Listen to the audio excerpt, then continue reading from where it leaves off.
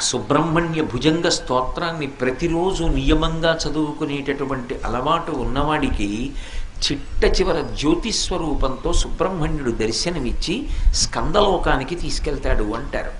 అంత శక్తివంతమైనటువంటి సుబ్రహ్మణ్య భుజంగాన్ని తిరుచెందూరు అని సముద్రపుటున ద్రవిడ దేశంలో ఉంది క్షేత్రం. ఆ తిరుచెందూరులో కూర్చుని శంకరాచార్యులు వారు రచన చేశారు. ఆయన ఆ స్తోత్రాన్ని రచన చేసేటప్పుడు మొట్టమొదట విఘ్నేశ్వరుణ్ణి ప్రార్థన చేశారు. ఆ ప్రార్థన చేస్తూ బహు చిన్న శ్లోకాన్ని ఒకదాన్ని ఇచ్చారు. అందులో సదాబాల రూపాపి విఘ్నాద్రిహంత్రి మహాదంతివక్త్రాపి పంచాస్యమాన్య విధీంద్రాదిమృగ్యా గణేశాభిధామే విధత్తాం శ్రియం కాపి కళ్యాణమూర్తి.